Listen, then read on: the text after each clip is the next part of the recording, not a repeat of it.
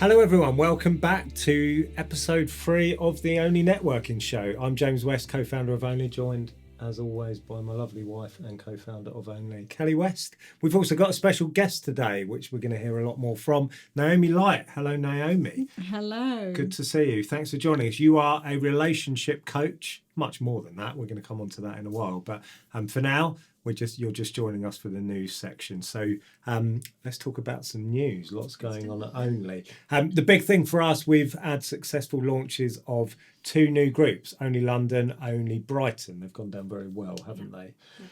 We're leading up towards the big one, the one that's really going to prove how far online networking can take us, which is ONLE New York in January. Woo! Very exciting. There's another development, Kelly, that we've brought on board because we do believe in online networking. We do think it can take us to around the world, quite frankly. We're going to talk about that quite a lot. But we also realise there's an education that needs to happen.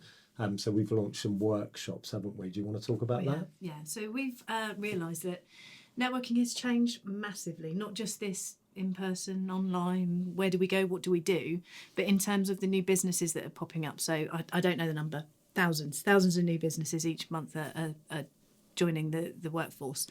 The key here is a lot of them have never networked, don't know how to network, talk about a one-to-one, and we assume that people knows what that means or what you should do in that space. May be really nervous, not confident about what to do, never experienced it, quite frankly. So we've now set up a once a month webinar, workshop. Online workshop.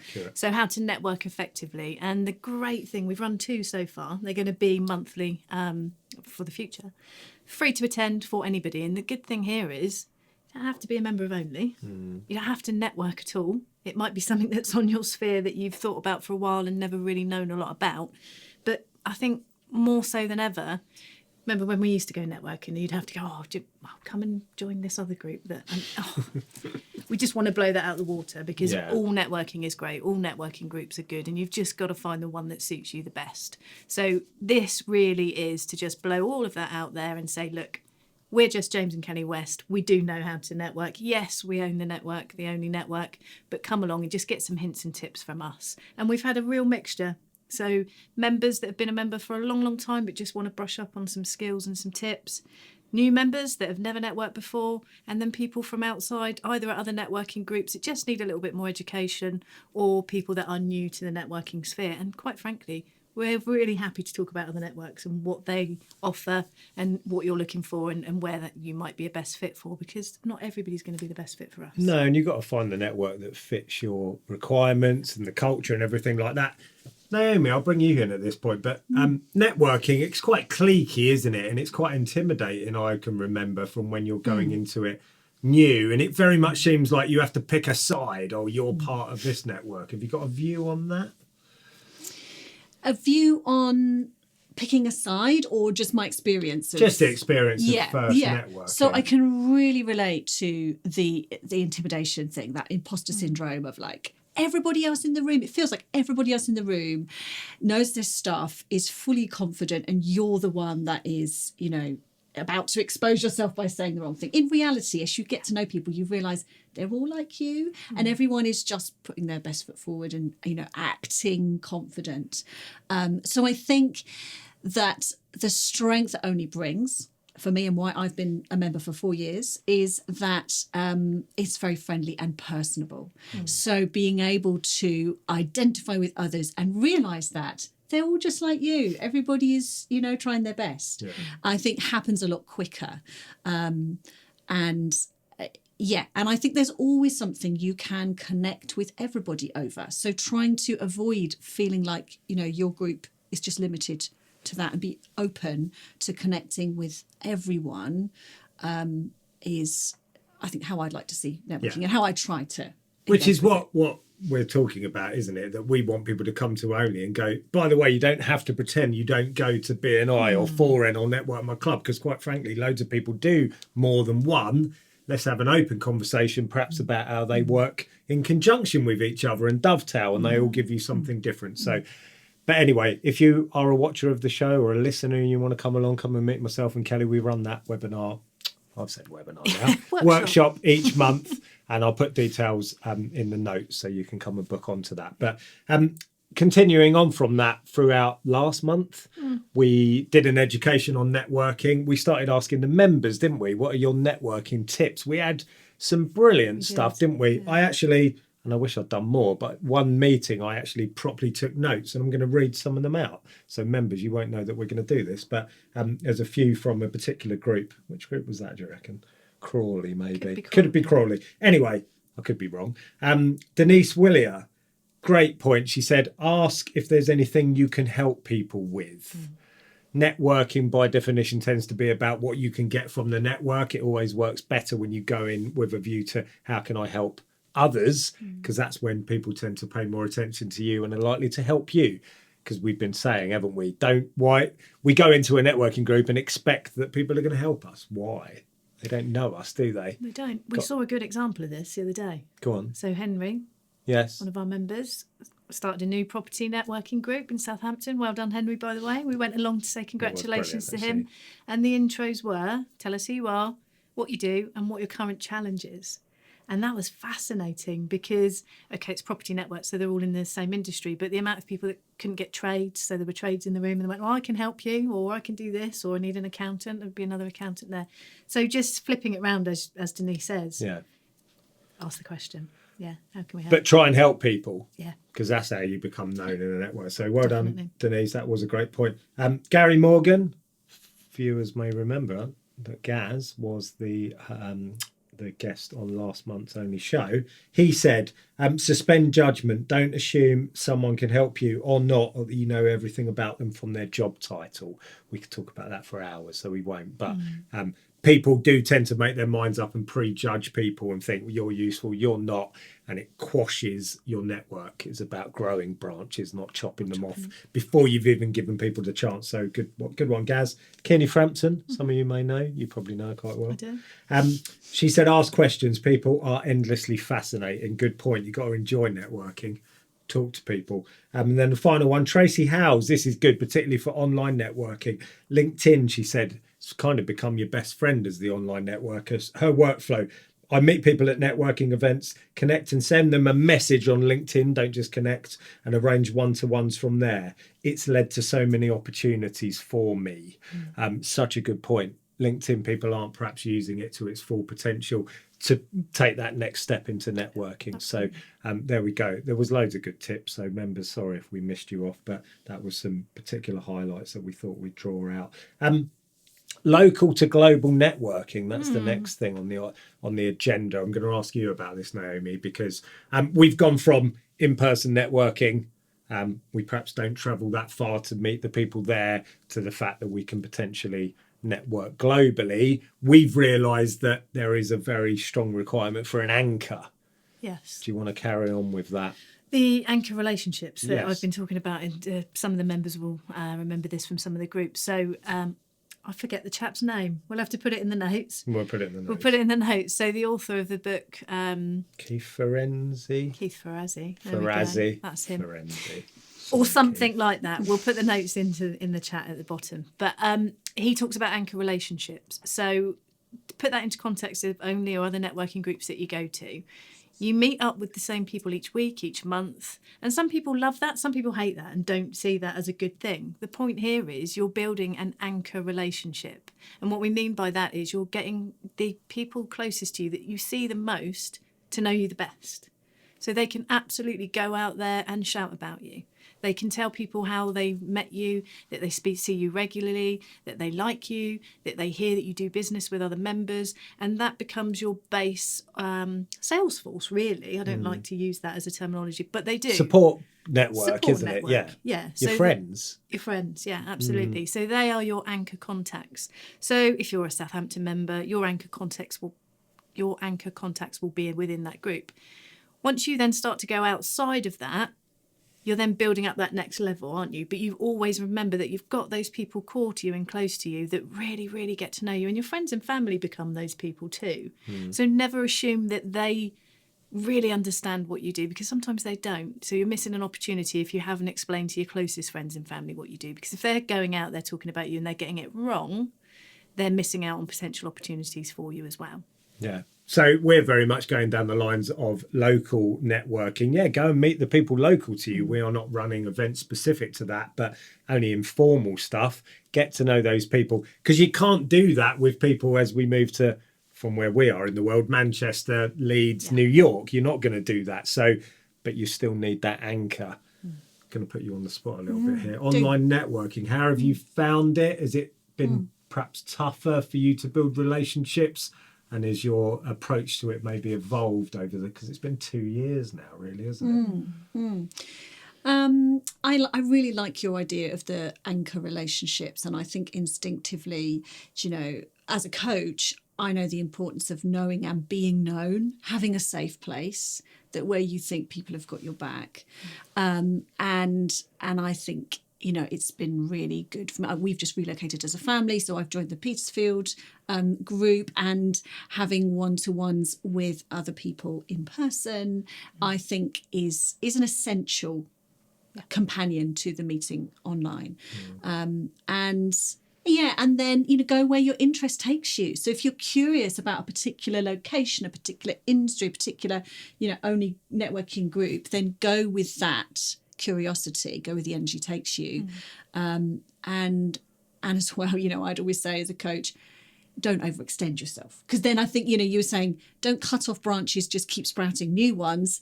How many relationships can you meaningfully sustain before you start to feel like overwhelmed or drowning in all these expectations you set for yourself? So bringing a bit of a balance to that of maybe like, where is my focus this month?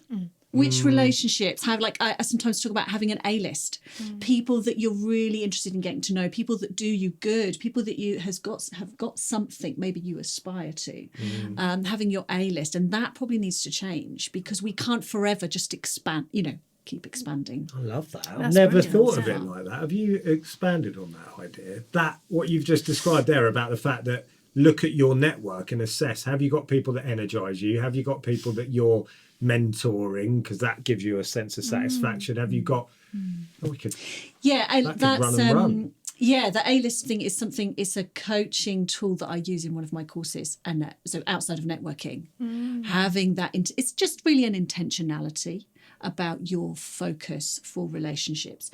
And I think if you keep reviewing that, you're allowing it to change, because it does, because we change. I think that is so important. I think I've never thought about it. No, not at all. It's almost a bit of a light bulb. This is another Only Talks. This is another Only Talks in the making. But nothing is forever.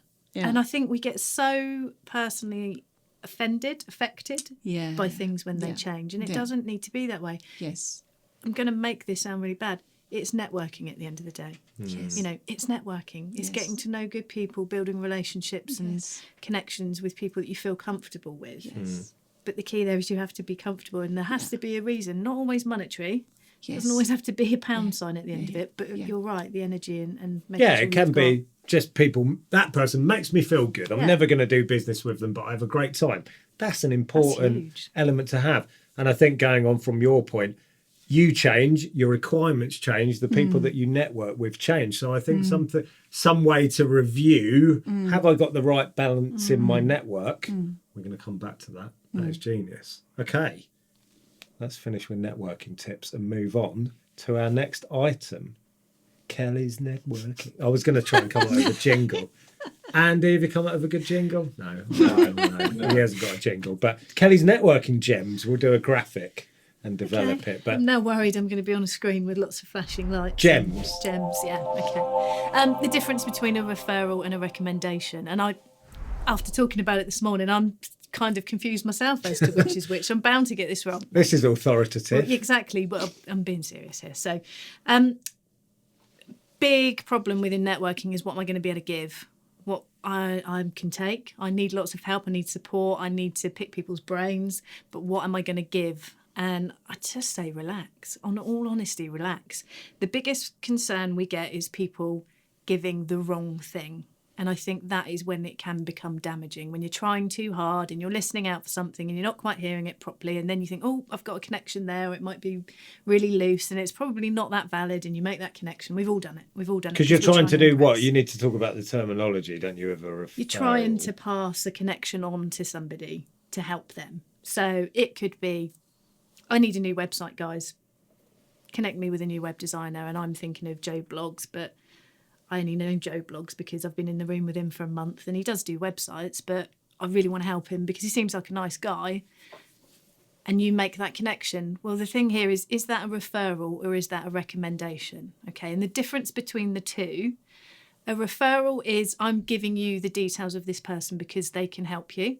I know what they do, and I know that service is what you're asking for. But a recommendation is I know that person. I'm recommending them to you. I may have used them before. I may have only been in the group with them for a month, but I've got to know them really well. I like the way they talk. They explain it very well. It might be that you're not used to the terminology and the language that's around that kind of thing, and that he's explained it well. Therefore, I can recommend him to you because I've got to know him really well, or I've used him. I've probably not done a great job of explaining that. So just to kind of recap that again. So a referral, you are looking for X, and I know that Joe Blogs can do that. So I'll give you a connection to those two. Always please check with Joe Blogs that they are happy to have that connection, because if you blind connect people and there's this weird, they don't get on. The classic one used to be, someone down the pub said they needed a website, and I think he's called John. Yeah. Try and ring him, and then people used to give referrals and you'd call them and they'd go, who are you? Idea. And it just seems like a cold call. So It does. you have to put the work in to help people, don't you? And I think also when you're sat in the middle of these two people and you're trying to impress them both, to say to the person that's asking for that connection, listen, let me just check with Joe Blogs, just check that he's happy with this connection, and if he's okay with it, I'll introduce you both either on email, whatever that might be. But then you've set the expectation. So you've said, look, I'm not promising you, but Joe might want to talk to you, might be able to provide what you need. I'll check with Joe, and if he's happy, bring you guys together. It's so easy, and it has saved such a lot of hassle in the long term. If the connection is bad, if it goes wrong for any reason and it falls back on you, that's when people start to feel awkward within networking. Yeah, don't force it. And it goes back to Denyse's point, that that's one of the best things you can do for both parties. Yeah. If you get good at referring and recommending, if it's appropriate, you're helping the person that's asking for help, and obviously you're giving business potentially to one of your other contacts. So if you want to help people, get good at referring and recommendation. And that is Kelly's first networking gem. I was going to make a joke about polishing it for next time, but I absolutely won't. So for the next part of the show, we are going to talk to Naomi Light. I'm going to read my little bio that I've put together. I can't remember what I've written here, so this will be interesting. Naomi is a personal coach specialising in relationships, an online trainer, and all-around Wonder Woman. Oh, that's quite good. I like this bio. This is That's all right. excellent. Naomi believes that humans have limitless potential for growth and fulfillment, and the way that we think about ourselves is the most important thing about us. We're going to ask about that line specifically because I think that's fascinating. So welcome, Naomi. Welcome. Thank you for having me. It's really good to be here. Fantastic. So relationship coach is, I mean, you do quite a lot of things in the coaching realm, but that's the closest we can get to a kind of umbrella term. But your career, and we know you quite well, it's been about personal development, spirituality, and helping people. They seem to be the common denominators.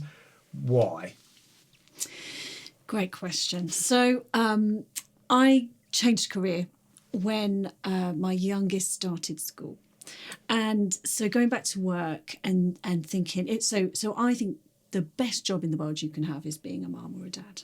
You know, the impact you can have, the difference you make, and the enjoyment and fulfillment you get over being a parent, I absolutely love. So I used that as a way of thinking, well, if I'm gonna leave my kids and go off and work, I mean, what is work anyway? But if I'm gonna go and have a role or a job, and if I'm gonna still be doing this in 10, 20, 25 years, maybe, looking through the rest of my career, what can I do that will keep me interested and feels like a worthy use of my time? And I am endlessly fascinated by people, always have been from being very young. I'm a real nosy bugger, so I just love finding out about who people really are. And I'm obsessed with psychology, the way the mind works. So bringing those things together, helping people discover who they really are and step more into fulfillment and also service. You know, it's when people find their genius and get to do it every day. It's a win-win situation for everyone. They are fulfilled, they're happy, and they're working in their best strengths to enable, help, change the world for somebody. So that's I'm still trying to figure out how I do that best, and I'm not bored, and I am extremely excited for how the work will develop, and plan to be still doing this in 25 years. That's brilliant, isn't it? It makes such a difference when you've got that kind of focus, haven't you? Let's go back to that line. Yeah. I'm going to say it again because I feel like you just said this as almost an off the cuff thing, and it impressed me so much on one of our meetings that I wrote it down. So, but you might say to me, well, no, it's at the top of a brochure. It was probably a really practiced elevator pitch that I've been like, James is expecting me to say one line, that sums everything up, and I've been working hard for the 5 minutes leading up to the call, I imagine. But you said it in such an effortless, practiced way that I just assumed you'd said it off the top of your head. Win-win. Let's say it again. The way we think about ourselves is the most important thing about us. Yeah. Yeah. Explain that. Yeah. So the way we think about ourselves is kind of like the water and the goldfish bowl for the goldfish. So if you imagine as a goldfish, you're swimming around all day long, and everything you experience comes through the filter of the water you swim in, the bowl you're in. Psychologically speaking, how we see ourselves, the frame of reference, the framework we construct, and we do this without realising we're doing it effortlessly all the time, is like the water for the goldfish. So if you, just to take that analogy a little bit further, if you think the purity of the water, the cleanness with which you're understanding yourself, your experiencing of life as it is, the expansiveness of the container, just think how much they're going to change how you experience the world. From that point of view, the bigger the world, the clearly you are seeing things. So if I think about how expansively can I think about myself, how high a view can I take of myself, because that is going to be the limiter or not on how expansively I experience the world. Do you incorporate that into the way you help people? Is that kind of front and centre of your approach? You help people develop that? I think it absolutely is front and centre of my approach, because every time we have an experience, like right now, it's an opportunity for us to reframe how we see the world, because we're egocentric. We see things from the point of view of our own ego. We must keep our own survival as a priority.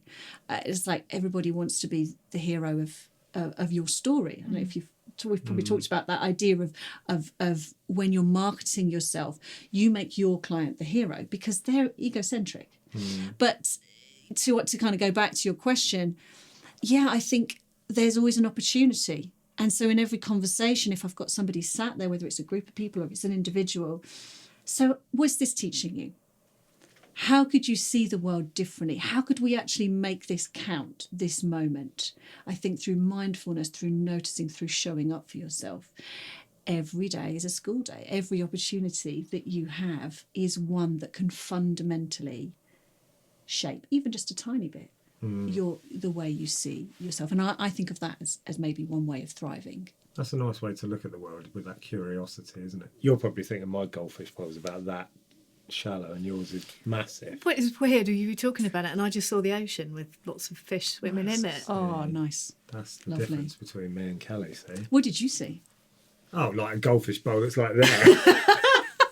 There you go, that says a lot about us. Perhaps we should come for a relationship. Yeah, that's right, yeah. Maybe you're good together. Perhaps you two should hook We up. meet in the middle. Yeah, we should try that. What you're saying there, though, really is resonating, because thinking about what Gaz was talking about with the sales technique and stuff. Oh, sorry, I'm bringing this back to business, but that helps massively with business, doesn't it? Because Gaz, Laura Payne Stanley, lots of the other sort of coaches in their experts in their fields will say, unless you put your importance front and centre, nobody else is going to. So you shape your confidence, therefore how attractive you are as a result of that, don't you? Yes. Makes perfect sense. Very good point.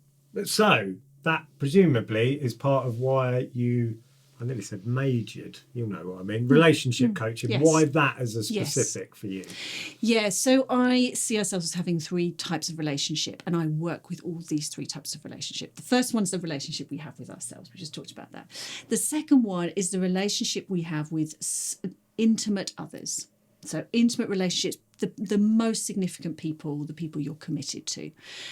So I'm a couples coach, and I help people often at the beginning of relationships. I'm dating, I'm getting in, I'm thinking of committing to this person. Oh my goodness, this is a really big deal. Or when relationships are struggling, is this the right relationship for me? It's not what I thought it was going to be. I've got usually a lot of pain by the time I talk to anybody whose relationship is faltering or they're wondering if it's coming to an end. So the couples coaching. And then the third kind of relationship that I love to help is where people work together. And so teams. So I work with a psychometric tool that helps people understand their own behaviour.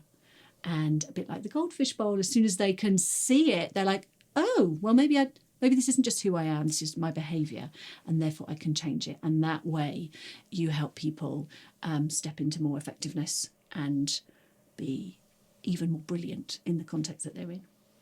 We're all 3 of them. That's We're literally doomed. us, isn't it? We're doomed. No, we just need Naomi. The key there, though, is this sounds obvious. Obviously, you know this, and I'm probably sounding ridiculous, but It won't be obvious to me. we're the key to all of those things, aren't we? We are the key to all of those things. Yeah. And so we have the opportunity to get out of our own way and allow ourselves to shine. And we have the awful responsibility that it will be up to us whether we held on tightly and didn't believe in our own greatness and therefore release ourselves to be great. We need to talk about COVID, I think, in that context, don't we? Because I know on Only Talks we're going to talk about this recalibration is your term, post-COVID. Why do you think we need that in relation to relationships? I mean, I'm just an advocate in always assessing it. I think planning rather than being an activity is a skill we learn, and critically assessing things is a skill that we should always keep using.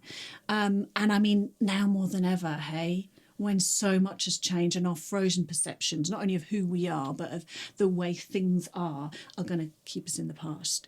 And I've mentioned already mindfulness, but mindfulness literally being present in the moment as opposed to absent-mindedness, bringing that to the most important things in our lives, our own development, the development of our business, our dreams for the future, bringing that mindfulness to bear, and all our intelligences. I think we'll talk a little bit more about this as well, on what plans am I making?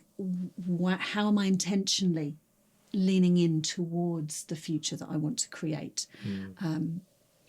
I think if that isn't language you use as a business owner, if that isn't the way you think about your life, then you've got some treats coming up, because I see light bulbs going on for people when they start to do that, and it's not that it often is, oh yeah, I kind of knew this all along. It's that moment of recognition rather than some sort of you're lacking something needs to be added to you, but that moment of recognition of the aha moment of like, this is all making sense, and therefore it clears the path to just move forward. That clarity and that being in the moment, do you think COVID's kind of set us backwards? I know it's a generalisation, but as society, as business owners, have you seen anything that's made you think people have perhaps gone in a slightly damaging direction, or it's caused maybe some problems? I think I'd talk about this on 2 levels. Probably cognitively, I think people are tired. So decision fatigue is a real thing, and we've all had to make loads of decisions. How are we going to sanitize this? Do I wear a mask with this person? Do I hug them? Do I not? So many decisions, and that puts a real pressure on us. And so I think creative thinking, intentionality are harder if you're tired. And I'm seeing as I as I do my work, that people are tired.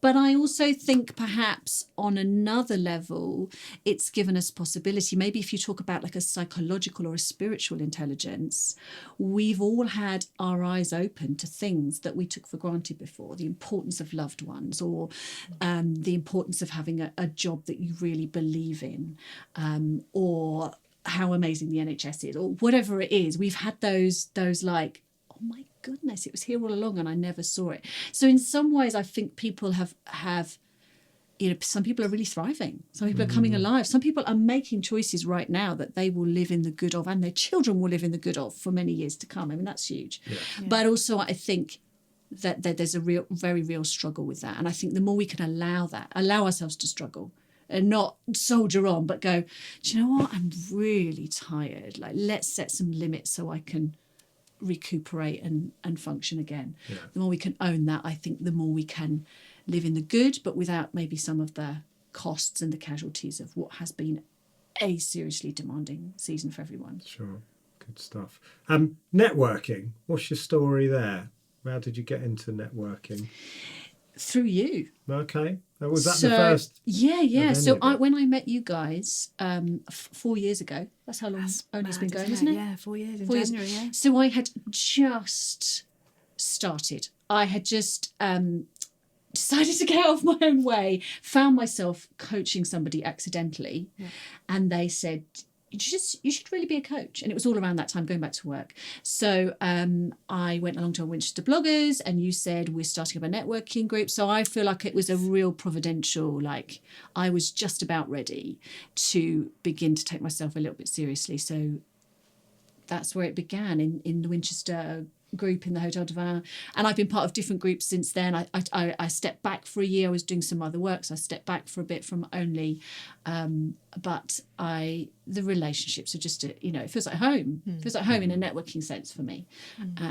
Has it changed what you initially thought, if you can remember back to how you felt? Has it changed what you did networking for originally compared to why you do it now?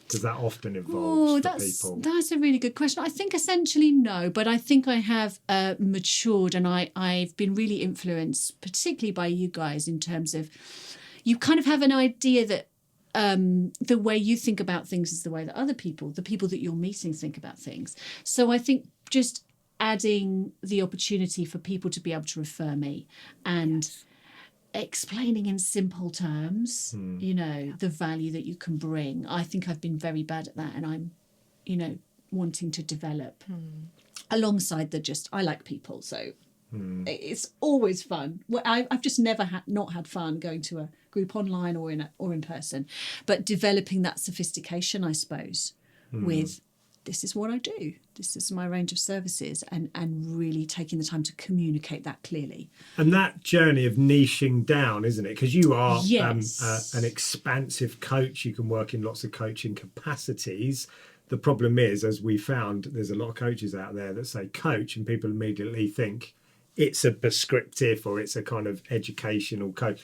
Yes. Niching down actually makes it stronger, doesn't it? Because then you get into a conversation with people because you've pinned it on something that they can understand, and then you can get into the conversation about all the other stuff that you do. Would you agree? Yes. Well, I'm hoping that is the case, and we've had conversations, and I'm taking your word for it. No, I think it is. I think language can be a hindrance or a help, and words that articulate what you do are ones that you can give to other people to use to explain what you do.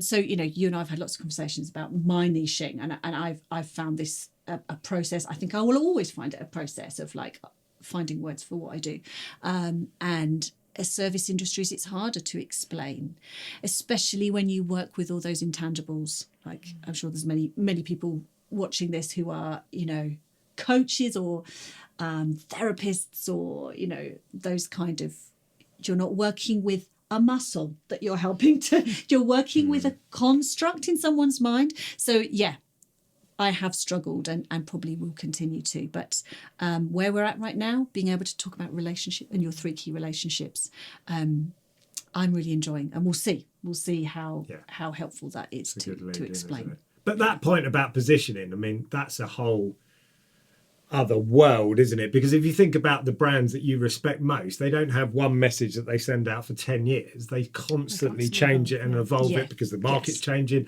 they're changing. So it's perhaps a little bit intimidating for people that are trying to do networking, but you do have to evolve. But that comes from listening, doesn't it?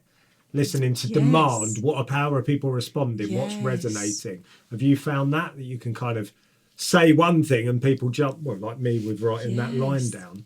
I guess you're continually testing the market, aren't you, and seeing how people respond. And the people that I work with currently, they're so helpful, in articulating. So what is it that we're doing together? And I haven't been very good at this, but doing your market research with the people in your group, in your networking group, your contacts on social media, and then maybe your existing clients as well, and being guided by the words they use, the phrases, how they talk about what you do. If you can be open to include that, I think that's a really smart strategy for positioning. Fantastic.